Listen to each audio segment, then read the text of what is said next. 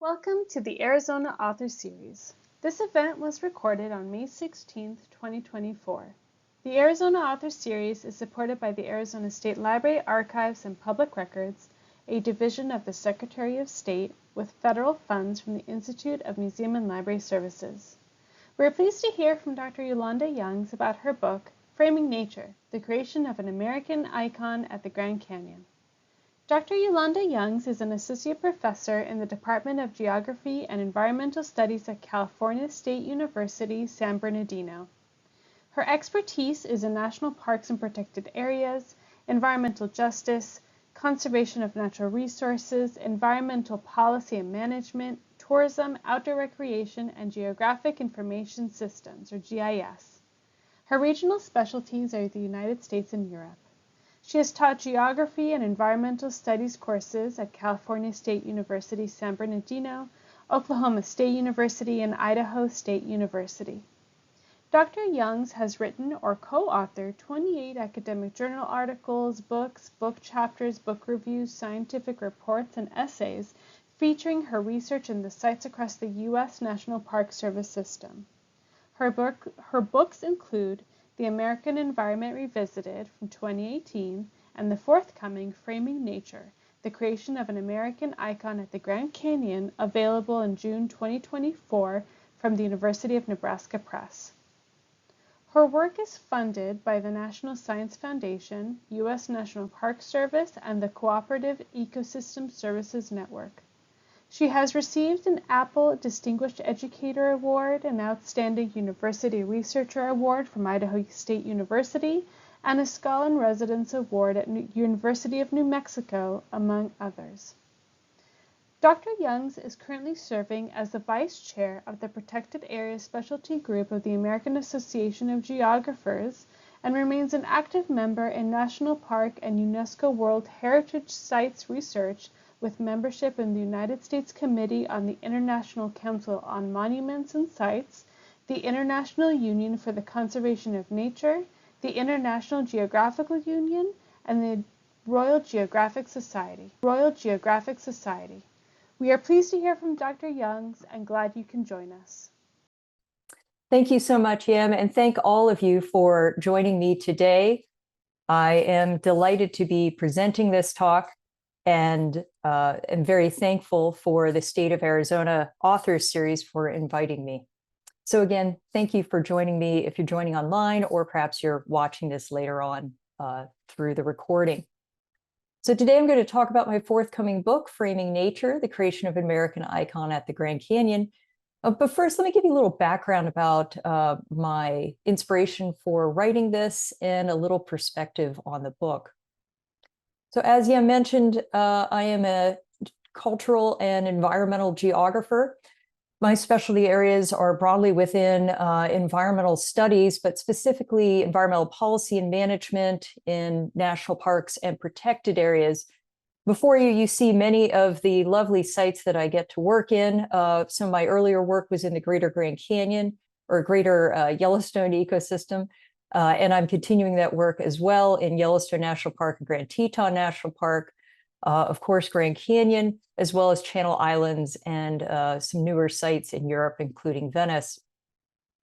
My earlier work was grounded in, as I said, the Greater Yellowstone ecosystem.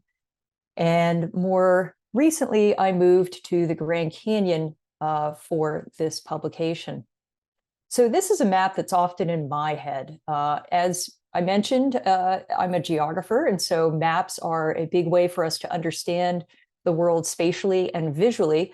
This is a map, of course, of the United States, but it's also showing us the U.S. National Park System, which is 429 units.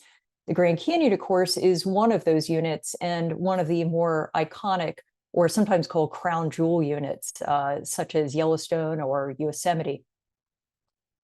And when I early on moved to Arizona and started to think about a project, as I said, I'd done some previous work in Yellowstone, the first national park in the world and in the United States. And I had my sights set on the Grand Canyon. But I found increasingly interesting feedback when I would talk to people about their thoughts and perceptions of the Grand Canyon. I came across an article that you see before you here which really made me wonder what was going on. Which Grand Canyon is the real Grand Canyon? And as a geographer, I thought, gosh, how are people missing this thing? But you can see here from this piece that really it's a challenge between what parts of the Grand Canyon I would say are more iconic. Is it the south and north rims, or is it the west rim? And the subcontext of this as well is who's managing these areas and who uses these different areas.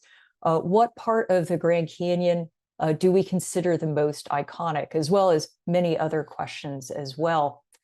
Now, of course, the Grand Canyon gets a tremendous amount of visitation. We took a little bit of a dip during COVID, but the most recent visitor counts have been at 4.7 million visitors in 2023. And you could see Grand Canyon's visitation has been steadily rising, with a few notable dips during World War I and World War II, and a few other events in the national park and national history. But we can maybe understand why people are confused about where is the Grand Canyon when we think about the 100+ years of imagery of the Grand Canyon. If you've never been to the Grand Canyon, perhaps this is an image that is somewhere in your collective visual memory. And here we see a pastiche of a variety of notable spots and some relatively unknown spots in the Grand Canyon, from South Rim locations, such as the Desert View Watchtower, to Phantom Ranch. So in terms of the publication that I'm talking about today, Framing Nature, as you mentioned, is coming out in June. It's available for paperback or ebook on Amazon, or you can order it through my publisher, University of Nebraska Press. I also would encourage you to please think about contacting your public libraries and ask them to purchase a copy as well. I want to emphasize that it is an image-rich publication, 79 photographs, 35 illustration, 36 maps, graphs, appendices. So my work is grounded in visual media for this particular project, but there's a lot more behind the scenes, which I'll talk about here in a few moments. So why did I write this book? You might be tuning into this saying, another Grand Canyon book? Haven't enough people written about the Grand Canyon? Well, I would say that there are still ways that we can explore the very changing ways that we understand and know this very special place. Through this work, I seek to better understand how multiple and often conflicting ideas and meanings of nature are contested, negotiated, and translated into natural and cultural resource management for public land and water policies, as well as for visitor use and outdoor recreation in these protected areas. And specifically, I really trace this process through the medium of landscape. So I'm basically not just looking behind the scenes, but I'm very much engaged with the place of the Grand Canyon and got to know it intimately through my years of research. Broadly speaking, Framing Nature covers several major themes. So if you're interested in any of these, perhaps you'll consider picking up the book. Certainly national parks and protected areas. If you're interested or curious about contemporary geography and theoretical approaches from human and environmental geography, it's in there. If you're someone who's interested about tourism or outdoor recreation, those themes are certainly present, as well as visual culture and media. But I'm going to guess that some of you watching today, and perhaps on the recorded video later on, have been to the Grand Canyon. And even if you haven't been to the Grand Canyon, I'd ask you to think about it in your mind right now. Think about the last time you were at the Grand Canyon, or perhaps if you've had a picture of the Grand Canyon, think about that. What comes to mind? So clear your mind for a moment and think, does something like this appear? Perhaps a group of people standing on the rim, taking in the grand surroundings around them. Or maybe something like this comes to mind. A very specific view, I would say, standing on the rim, looking across this vast terrain before us, this huge gorge, perhaps seeing in the background a blue sky, perhaps some clouds. But this, I've found over my many years of research on this project, is a dominant view that many people have in their heads about the Grand Canyon. Again, when I started this project, I talked to a lot of different people about their experiences and views of the Grand Canyon before I dived into my field work and archival work and other things you'll hear about here in a moment. And over again, this was the image that people called to their mind. And I thought this was interesting. The Grand Canyon is such a huge place, the national park itself, and then the larger region. Why is it that this is an iconic view? Well, in Northern Arizona University did a study, and they asked people similar questions. And the responses were that people came just to see the canyon overlooks, or in fact, just came to see the canyon itself. So here we have a national park unit where simply seeing the canyon is a major activity. And for many of us, the Grand Canyon is a lot of things. It is beautiful. It can be awe-inspiring. It can be challenging. It can be dangerous.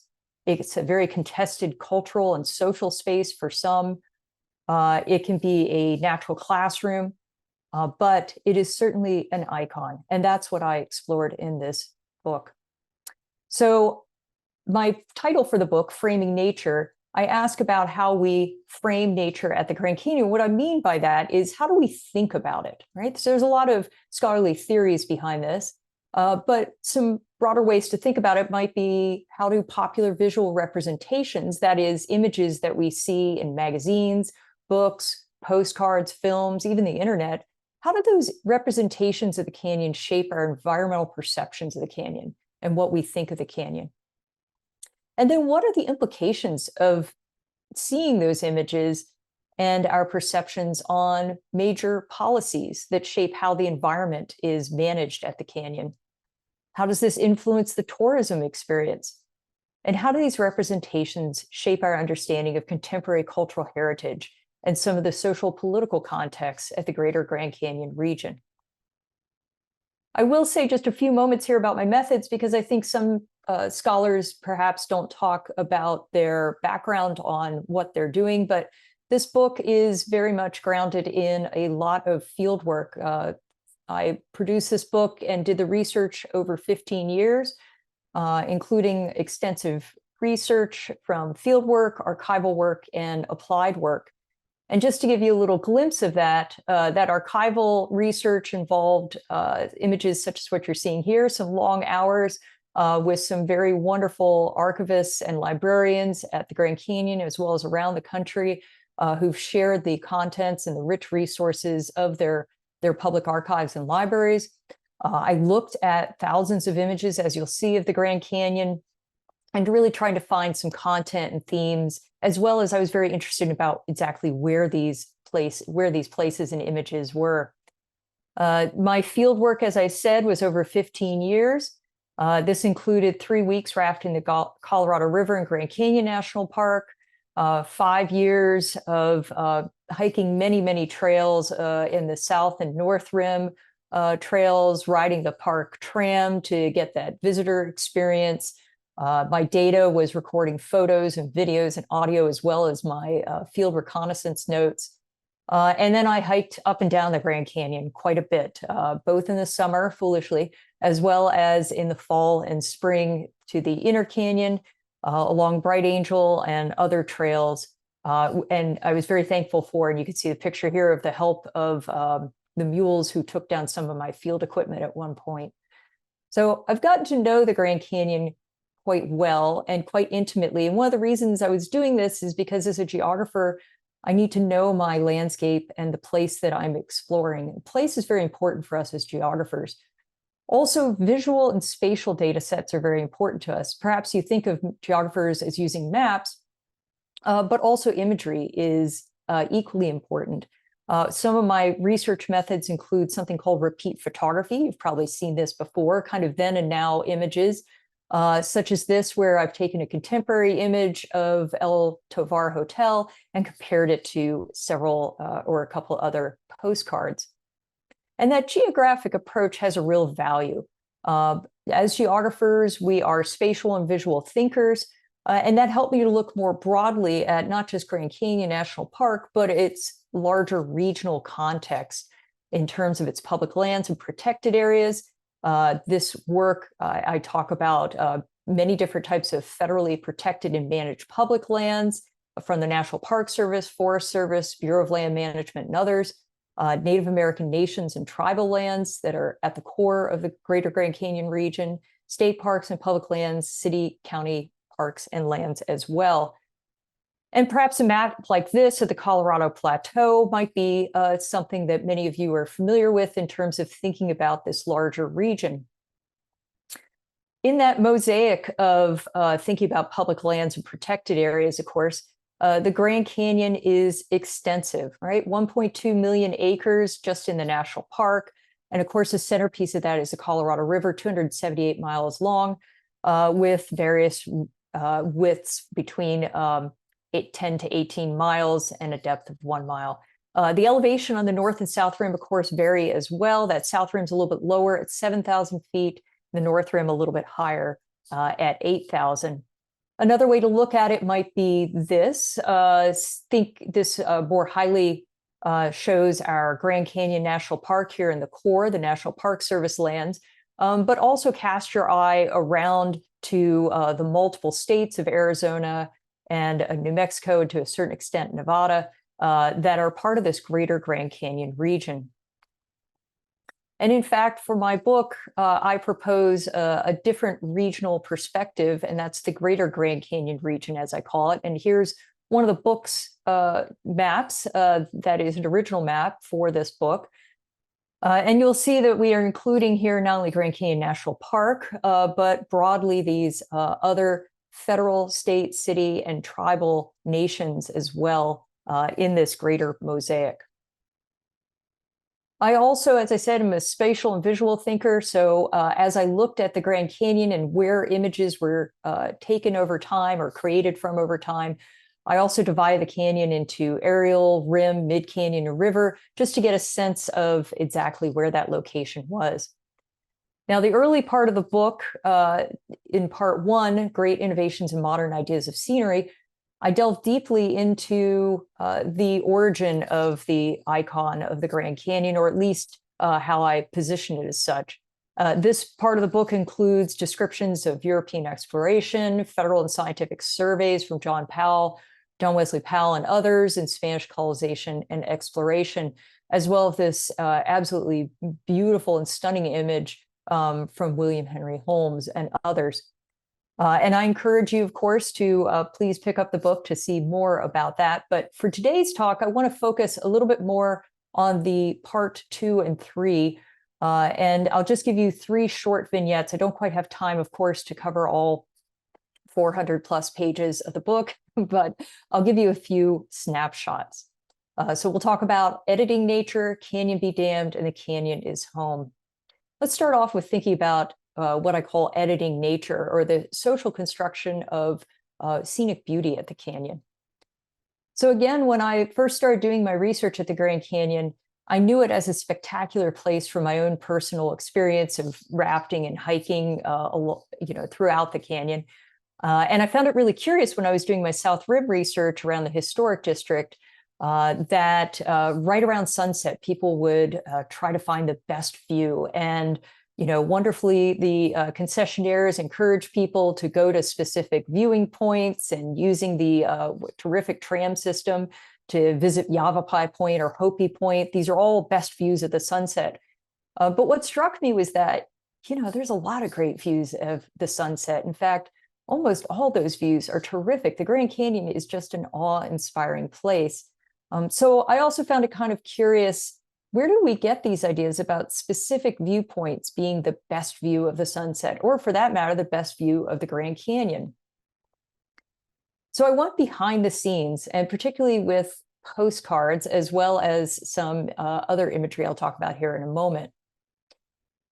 For part of this work, I looked at hundreds of postcards, specifically from 3 different companies: the Detroit Publishing Company and their postcards that they produced from 1900 to 1908, Fraser Photo Postcards, and the Kirk Tyke postcards. Like I said, about 400 plus postcards that I looked at, 3 different manufacturers. And I did this because these were some of the most prolific postcard manufacturers of their time, specifically Detroit Publishing Company and Kirk Tyke Company. as well as Fraser photo cards. But I also looked at it because I wanted to see what sort of conversation there was, if you will, between these different popular image sources during the same time periods. And that's part of what I do in terms of looking at the images as well as mapping them and their locations in the book. Now, if you don't know much about postcard production and manufacturing process, I know other authors in this series have highlighted it, but just briefly, it is kind of an interesting thing. It is basically the modern version of Photoshop. And in this process, postcard manufacturers would send photographers into the field, and they would have a list of assignments of places they needed to visit and take pictures, but they were at liberty in terms of choosing a specific location. And of course, importantly, actually framing the picture. What were they going to include in that image? Oftentimes, in the process of doing this, they change the color, the subjects. They could add or remove images. You can see here in some of these images where they are, the photographer is adding some notes later on about adding or taking out different parts of the landscape, or even changing the backgrounds in a variety of ways. And the other part about thinking about postcards and their power is that they were a global commodity.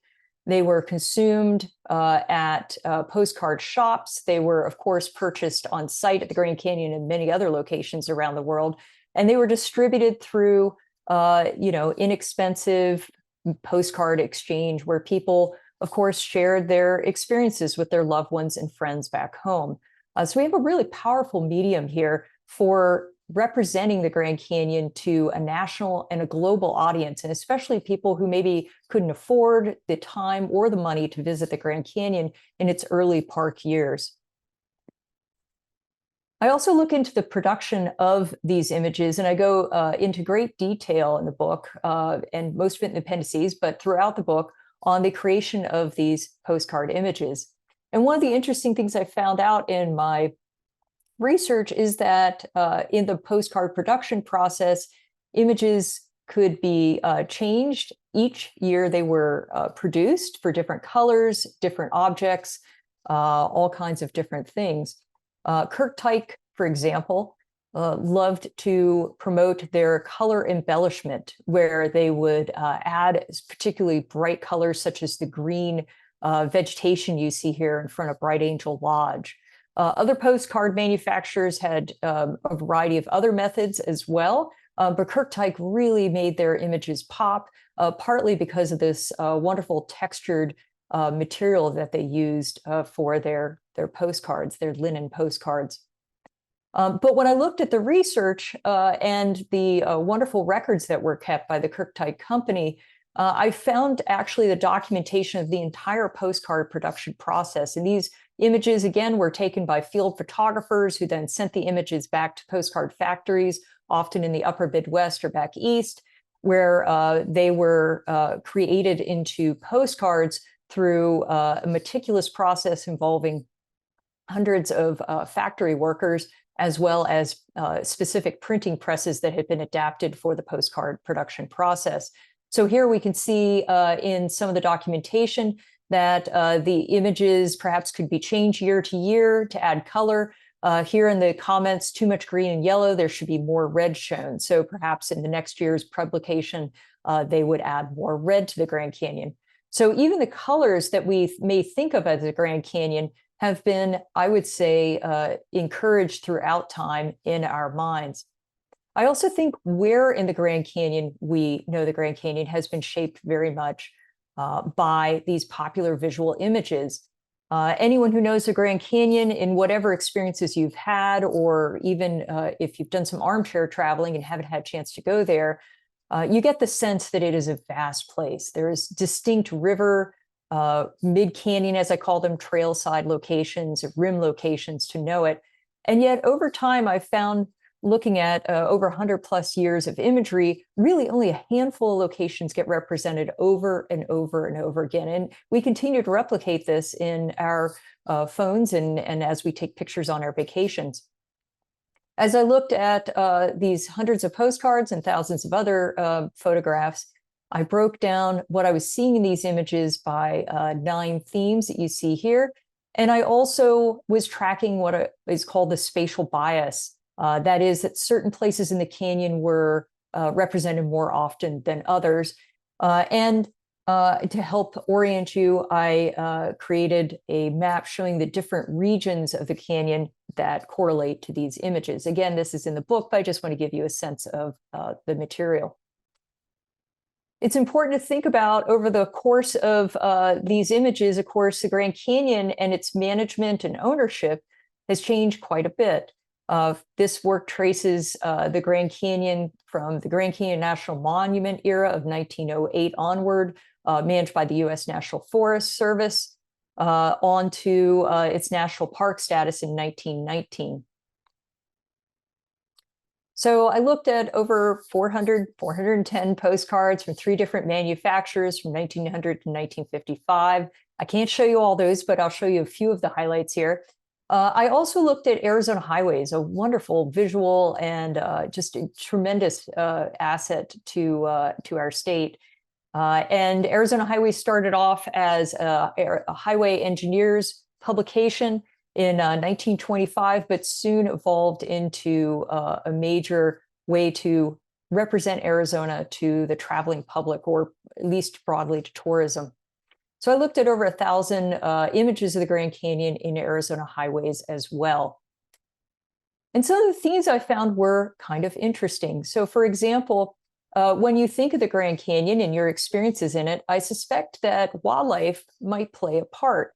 The Park Service has launched a terrific social media and a variety of other opportunities out there to educate the public about wildlife safety in terms of keeping that long distance relationship as just, and I show this to you as a way to show the great work of the National Park Service, but also to emphasize that the modern visitor perhaps sees so much wildlife that we have to be reminded to keep far away from it. In fact, there's 447 species of birds, 91 species of mammals, 48 of reptiles, 10 of amphibians, and many more. So the canyon is teeming with wildlife. And we might see this more commonly in ravens, maybe bison on the north rim, a bighorn sheep poking around on the south rim, or squirrels.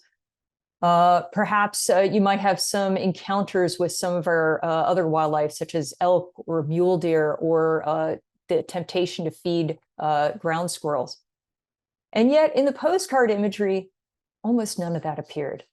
Consistently over 100 plus years of tracking this imagery in postcards, and as I said, Arizona Highways as well, consistently the only animals or wildlife, but not really wild, that was represented were mules. Our terrific mule mule riding and adventures into the depths of the Grand Canyon, and images such as this were very common. There were just a few outliers as well. The only other wildlife that was represented in any of the imagery that I looked at were deer, oftentimes being shown in very domestic situations, such as the postcard up at the top, hand feeding the deer, or that Fraser photo postcard at the bottom with a singular deer. But over and over again, there was no ravens, no birds at all, no squirrels, no reptiles, no other types of wildlife that were represented in any of those images. And in terms of thinking about the implications of this, I think that it's useful to connect that to what might be going on nationally in the U.S. National Park Service, as well as more broadly in the United States. So images such as this very popular postcard that was reprinted multiple times shows some of that editing of nature, where there's a background of the Grand Canyon, and then the sort of eerie, almost floating head of a mule up here on the top. When I looked at the background archival information, I found that indeed these were 2 images that were brought together and, as they said, retouched to be one very popular photograph. But at the same time as postcards of mules and deer were being produced, and other images of animals that we see at the Grand Canyon were being left out. There were many policies across the United States to eradicate predators and perhaps control wildlife in ways that have changed over time. And I saw this even in the Arizona highways photography that consistently showed these popular mule rides, but no other animals were represented. Another little vignette to share with you is thinking about the Colorado River, of course, a major part of the river. And again, when I would do my field reconnaissance along the South Rim, I would sort of find these kind of views interesting, where here the visitor is encouraged to find the Colorado River, which is kind of hard to see from some parts of the rim. And helpfully here, the Colorado River is pointed out. But of course, it is a major part of the Grand Canyon in many different ways. 450 miles long from its source up in Colorado to its extent, 478 miles just in Grand Canyon National Park. And yet again, some interesting things happened in the Detroit publishing postcards from the early era. We see some examples here from various views from the rim looking down at the Grand Canyon. And each time the river is very distinctly represented in the center of the image, as well as with these Kirk Tyke postcards. But those of you who know the Grand Canyon and perhaps know the Colorado River, you may know it as something like this. Maybe not all the time. This is an image I took near Phantom Ranch after a major rainstorm. And so this looked a little bit more like what the river would have looked like when those Detroit postcards were being produced. That is a silt-laden, muddy river, something similar that maybe Powell might have represented, or excuse me, he might have recognized. But certainly those postcards were created in an era before the dams were put into place. And certainly in a time when they did not look perhaps quite so blue. And yet consistently in all of the postcards, not only from the Detroit era and the Kirk Tyke era, but onward, the Colorado River is represented as basically a turquoise blue river flowing through the Grand Canyon. Now, reasoning on this, there are lots of different ideas you might be thinking of. One of the ones I suggest is that perhaps postcard manufacturers were trying to appeal to audiences in the East who were more accustomed to seeing lakeside views and streams back there, and maybe not as used to the desert Southwest, which seemed exotic and different, and which, of course, had at times silt-laden rivers. But in any case, it is interesting to see how nature could be edited here. You'll also notice in this postcard the real accent on specific oranges and red tones, again, sort of emphasizing a specific view of the Grand Canyon. I know others have talked about, and painters of the Grand Canyon have talked about seeing it at different lights so that the Grand Canyon could look even purple or blue sometimes. So again, we are seeing a very specific framing of that Grand Canyon view. As I mentioned, I also looked at thousands of Arizona highways photographs, and it's interesting to see that at about the same time, a little bit of overlap, and then moving forward, Arizona highways really emphasized images on the South Rim, but they also had a much broader range than those postcards, and they expanded on that sort of core set on the South and North Rim. And they really included a lot of river imagery and water imagery. Some of it may be even surprising to see these days, sailing along on Lake Mead in 1939, or this view from a cover of Arizona Highways of 1964. And of course, these were in tandem with promotion and coverage of the building of some of our impressive and large dam projects in this area, such as the Glen Canyon Dam. Arizona highways also contrasted a variety of images as the American outdoor recreation boom post-World War II was really taking place. And this was an expansion of hiking, rafting, camping, and a number of outdoor industries as technology from World War II made equipment lighter and more accessible to the general public. Also, commercial rafting and hiking and other kinds of companies along those lines started to really emerge. So Arizona Highways did a number of stories on whitewater rafting with dories, as well as these inflatable rafts, and really captured some of the various cross currents of river culture, if you were, that were taking place at that time. And then finally, I'd like to wrap up with a last vignette thinking about the canyon as home, particularly for Native American nations that have long considered and have lived and experienced the Grand Canyon, as well as tourists, park managers, and many other people who enjoy this place. So this may be, again, a common image. Perhaps you haven't seen this exact image, but again, thinking about the Grand Canyon from the South Rim, looking across, seeing this great view. Here we see a cloudless sky, but also we see an annotated image. The postcard manufacturer, the Detroit company here, at this point has outlined our various major features for us, such as the battleship, that very easy to see from the foreground, and in fact, part of my introductory slide and my background here. But also note the title of this image, Grand Canyon of Arizona from El Tovar Hotel. And one of the other things I found is that although the Grand Canyon is a massive location, and just the national park itself, 1.2 million acres in its contemporary context, over and over again, just a few select locations were represented in these postcards, and most of them from the South Rim. And I found in my research that this might not have been by accident. And in fact, many of these South Rim locations, if you looked behind the scene, you would see a business behind them. So for example, El Tovar Hotel, I had hundreds of postcards that just said from El Tovar Hotel, which basically was shorthand from the South Rim. But this was a way to promote El Tovar Hotel, as well as other hotels and lodges at the time that were working and operating.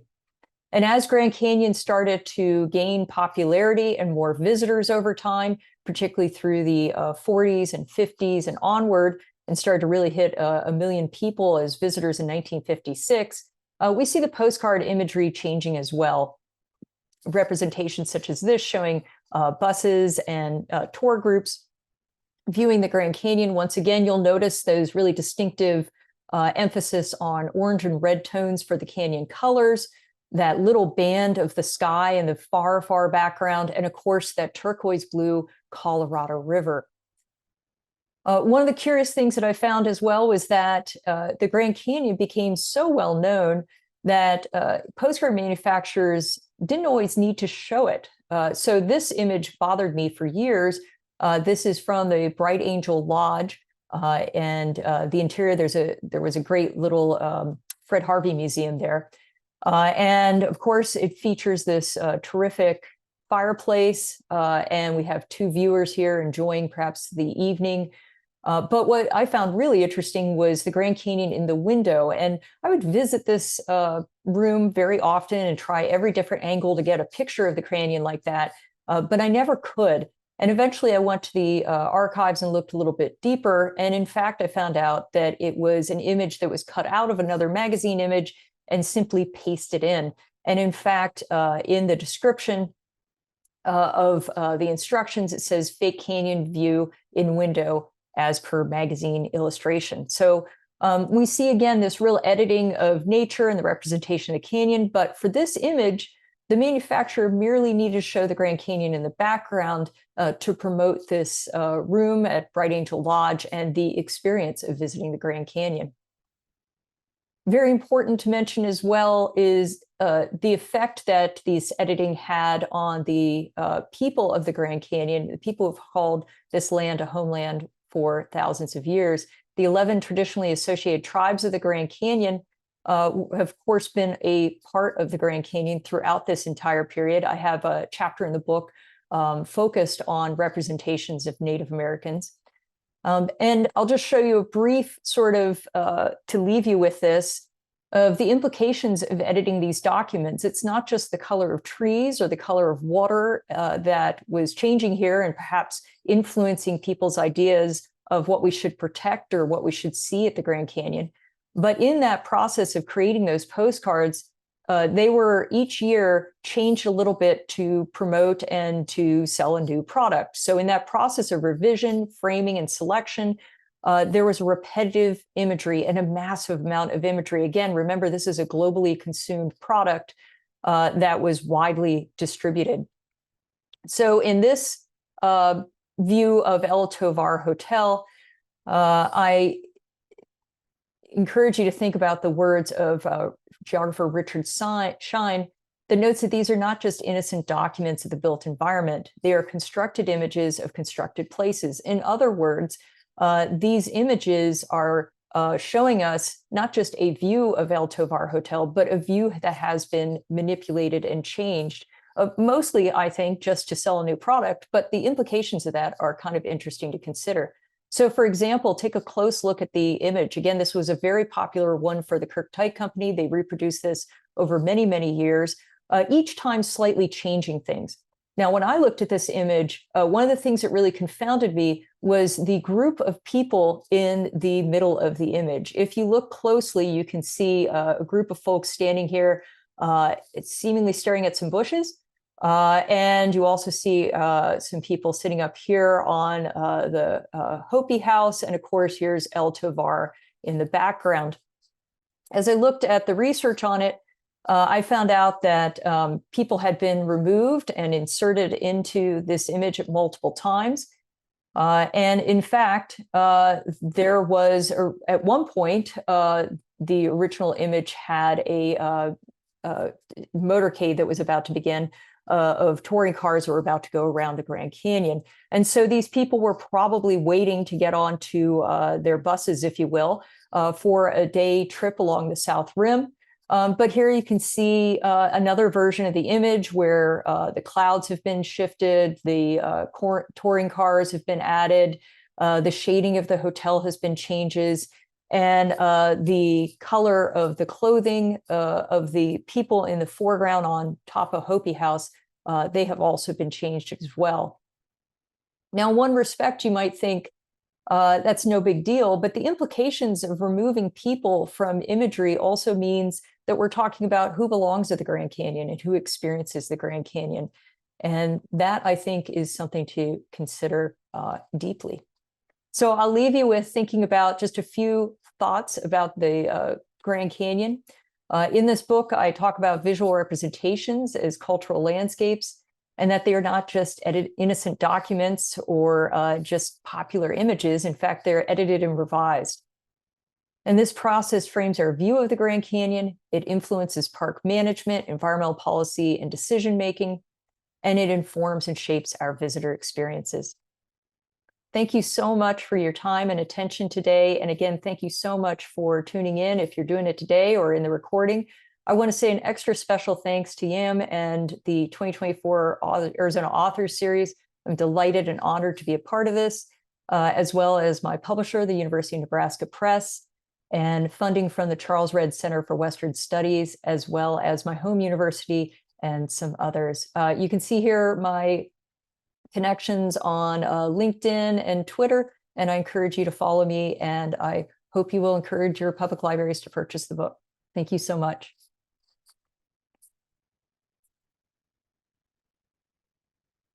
Thank you so much for such a wonderful presentation, Yolonda. I think we all learned a lot about how, I mean, I've been to the Grand Canyon, as I'm sure many folks here have, and I'm sure this presentation has kind of changed how we think of and maybe remember and experience, like, and it's going to change, I think, how we experience the Grand Canyon the next time we visit. Good. Yeah, that was part of the thought. So let's get into some questions. So we have one question from an attendee. What role did businesses like the El Tovar Hotel have in guiding the image editing process at the postcard companies? Oh boy, that is a great question. Thank you for that. They had some to a lot. It depends on the business. So El Tovar Hotel was, of course, promoted and partly financed by the Santa Fe Railroad and Fred Harvey Company. So they, as opposed to, say, some of the smaller businesses early on that were some of the early Anglo settlers that were just had sort of B&Bs up there, basically, they had different leverage power. But basically, Santa Fe and Fred Harvey would basically hire Detroit Publishing Company and Kirk Tyke to produce these images. They would encourage them to go to certain locations with a list of locations. So again, it's no accident that view from El Tovar Hotel is pretty common. And I encourage you and our other viewers, next time you're at the Grand Canyon, stand in front of El Tovar Hotel and look at the South Rim and think about how many locations you could pick in front of El Tovar Hotel. There are a lot of them, but yeah, they were certainly very influential in these images, the locations and the views as well. They also would send feedback back to the postcard manufacturers and say, you know, this view is great or this one isn't. And of course, the bottom line was always important. This particular image is selling well, so they're going to reproduce that. They're going to ask for another reprinting next year. And again, in the next year's reprinting, to create a new product, they would often change the colors or sometimes slightly the frame, you know, the actual view, but oftentimes take things in and put things out like clouds or people. Wow. Yeah, great question. Yeah. While you were traversing the Grand Canyon as you were doing research, were you also a little bit tempted to maybe take photos for yourself of like maybe the classic views and the maybe and perhaps slightly cliche views? Were you tempted to do that? Oh yeah, I was more than tempted. I have in my own collection, you know, thousands and thousands of images, 15 years of field work. So I was taking a lot of imagery during that time, video as well. And part of it was just to help me remember these places very specifically. Once I came back to my office, and, you know, as I was traveling around to various archives as well, so I could really see that exact image in that exact place. But also, you know, I mentioned one of my methods was repeat photography, and that's a method a lot of earth scientists use and more cultural and environmental geographers use as well these days. So oftentimes I would have, you know, printed like on, you know, Xerox copy pictures of the postcards or the Arizona Highways photographs. And I would actually try to find exactly the same spot the photographer stood and try to take that picture now. And I have some of those multiple images in my book where you see like my contemporary image and then the, you know, say image from Kirk Tyke and then another image from you know, another manufacturer, another postcard manufacturer. And I think it's really interesting to see that comparison. But of course, you know, as I say in the book, I'm adding my own layer, right? I was framing the view as well. And for a long time, early on in my work, I was trying to, you know, take a perfect picture of the Grand Canyon and get all those people out of it. And then I realized, oh no, I want the people in it. And that was kind of a big turn. So yeah, I was experiencing it personally, of course, but I was also doing a lot of visual research at the same time while I was hiking and rafting and again, spending lots of time on the South and North Rims with visitors during the summer and the fall. Another question, if Native Americans were given the opportunity to choose views to highlight the Grand Canyon for us, what views do you think they would choose? That's a terrific question. Not one for me to answer per se, because there's 11 affiliated tribes that have many of their own views that they would, I'm sure, like to suggest. And again, the U.S. National Park Service, Grand Canyon National Park, the Grand Canyon Association, now the Conservancy, are doing lots of really great webinars. I encourage you to look up and tune into, working with the affiliated tribes to really consider places in the Grand Canyon and what we view and what value and meaning are in those places. Particularly the Desert View area is undergoing a tremendous amount of, I would say, renovation and changes that are pretty exciting. And much that's being guided by a group of tribal representatives from the 11 tribes. So again, I encourage you to go to Desert View, especially and see the new interpretation, the cultural exhibits there, and talk to tribal members and ask them that same question. Yeah, I kind of leave it to the tribes. Actually, I'd like to not represent that, because part of what I found in the imagery was oftentimes, especially in the Kirktyke and Detroit imagery, there was what I call visual segregation, quite frankly, where Native Americans, represented often as Hopi or Navajo people, were only shown indoors, sometimes outdoors, but oftentimes in domestic situations of taking care of family or labor of some sort, perhaps making rugs or pottery or other craft. And that's an incredibly slim part of the picture there. So again, I encourage you to reach out to the tribes. They all have their own websites. Please go see Desert View. And again, look to the Grand Canyon Conservancy and the Grand Canyon National Park, as well as the tribes. There's a lot of really exciting new interpretation out there on that. That's wonderful, that there is a new interpretation. Oh, yeah. That's very exciting. Yeah. And in a similar vein, somebody else asks, can you comment briefly on how your book treats the historical and present day Indian presence in the greater Grand Canyon area? Yeah, boy, that's a big question. That's a good one too. I treat it visually, basically trying to keep some fidelity to the images and talking about what I was finding in the archives in terms of the motivations of the what I call the image makers or the view makers, why they represented certain places, why they took people in, removed people from these images. It's filtered throughout the book, but there's definitely a specific chapter on that's a bit more image rich, specifically on the tribes that were represented. And again, they were represented, as Hopi and Navajo people. They may well have been other people as well. I talk about that imagery and, of course, the long history and some of the very important and meaningful sacred sites to the people who've called the greater, and that's one of the reasons I emphasize it's the greater Grand Canyon. The national park, of course, is an incredibly iconic, important core part, but I really encourage people to think about this region much more broadly, not only for environmental protection, things like the Colorado River flow in and out of the region, we need to consider that, but also from my understanding of the thousands of years that Native Americans have called this land home and have been traditional stewards and caretakers for this land, and call specific places on this landscape of great spiritual value as well, and of use too. And those things are starting to change. I suspect there's a lot more that needs to be done. But for example, the recent renaming of Indian Gardens to Havasupai Gardens, that's very important.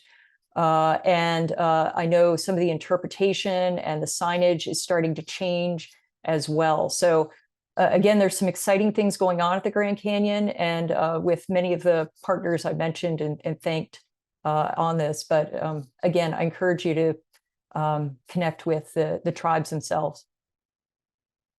Wonderful. Do you ever get into any research regarding other kinds of public land, be they national monuments, national wildlife refuges, or BLM land?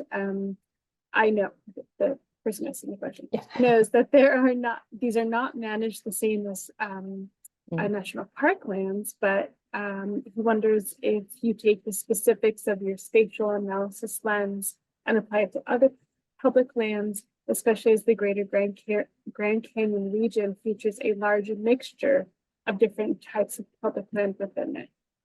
Yeah. Wow. What a sharp question. Thank you so much. That's on the button. I do. And that question, the person who answers or suggested that question points out a really good thing. The National Park Service has a very different mission from other federal public lands, and I would say public waters agencies. I know we're talking about the Southwest here, but I'm on the coast of California, so my view is of the marine protected areas as well. But in terms of thinking about that question, the National Park Service is guided by a really challenging, what's called a dual mission, of protecting the scenery and objects therein of the Grand Canyon, all the, in all national park units, cultural and physical resources, wildlife, geology, all those things, right? And providing for vibrant ecosystems and biodiversity. At the same time, they have to balance that with making sure that the public can visit these places. And that's challenging, especially as we move forward with climate change and considering the environmental impact of mass tourism, especially in places like this, the Grand Canyon, that's so iconic that millions of people every year want to visit it. So the Park Service is managed by that dual mission and guided by that mission, but their overall mission is to protect and preserve. Whereas we might contrast that with the U.S. Forest Service, which has a mission of conservation. And that means that they certainly are interested in protection, but conservation is their guiding mission. That means that we can have consumptive use of these places, such as logging, mining, drilling, as well as outdoor recreation and photography and all those good things, and scenic driving that we might want to do. But we balance those in our national forests, as well as in the Bureau of Land Management, also a major agency that is guided by conservation, but also, much of our forest resources, our mining resources are in those public lands as well.